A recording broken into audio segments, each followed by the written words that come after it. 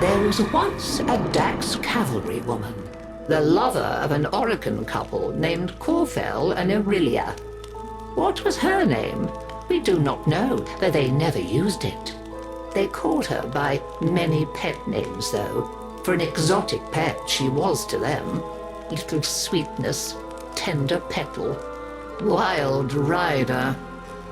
Had a mere Dax been known to be engaging in relations with her betters, she would have been executed on the spot.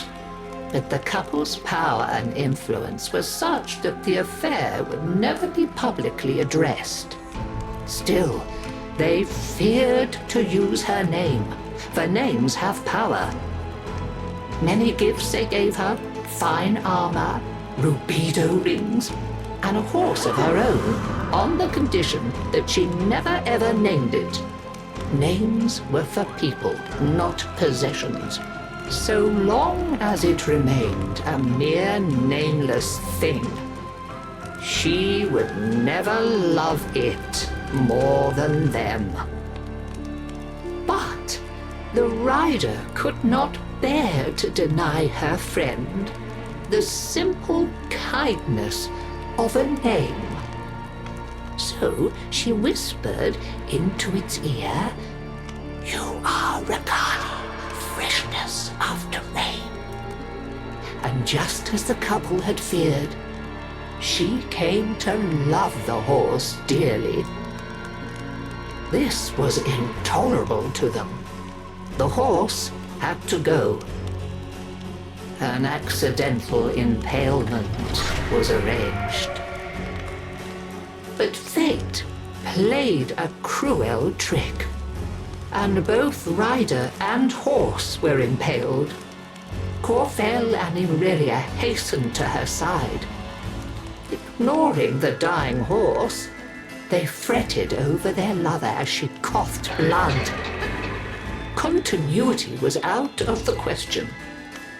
In desperation, they turned to a certain expert and pleaded with him to let her live forever.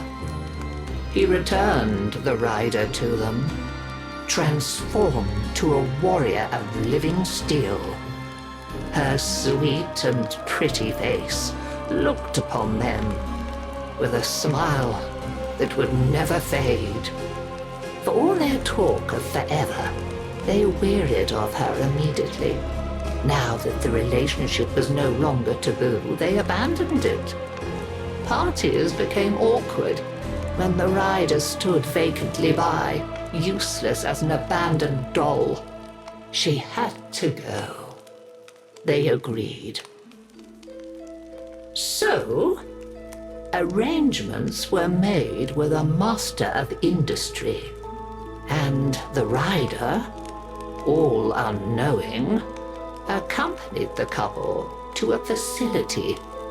She lay down obediently when instructed, showed no emotion when the restraints clamped her limbs, and made not a sound when the full force of the dissolution beam blazed through her head and out of the back of her steel skull. The couple were satisfied. Their sentimental mistake was dead, and furthermore, the smiling doll's face was erased. Now they could erase it from their memory. I doubt I need to tell you what faceless thing clambered jerkily from the facility's waste disposal heap in the still of a Nabarus night. How she sought for her Dax Nakana and found only the overseer's whip-blade. Confused, vacant, she wandered. Why was she alone?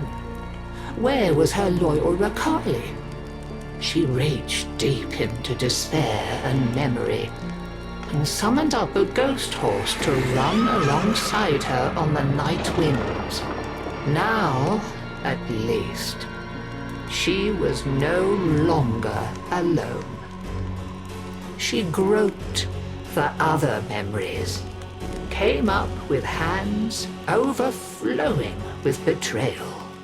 When the morning sun rose on Corfell and Aurelia, they were faceless too, and quite still. After that, she wandered without purpose, and the legend of the Hollow Rider grew. And so we come to my part in her story. You must understand, dear, that it is terribly bad luck to be out on Navarus with no gift to give a reveler.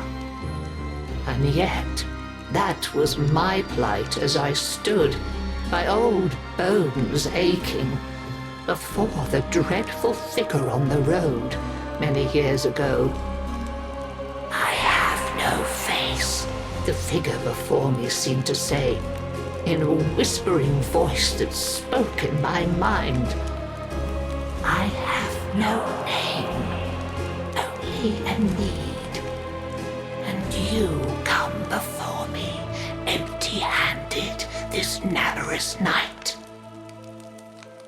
I do have one thing to give, if it please you, I said to her. My name. When you ride away, you shall be Dagath, and I shall be only grandmother. And that is the story of how I lost my name and kept my head. Though many others have since lost theirs. For with her name came a new purpose. Dagath, you see, means the mirror that accuses.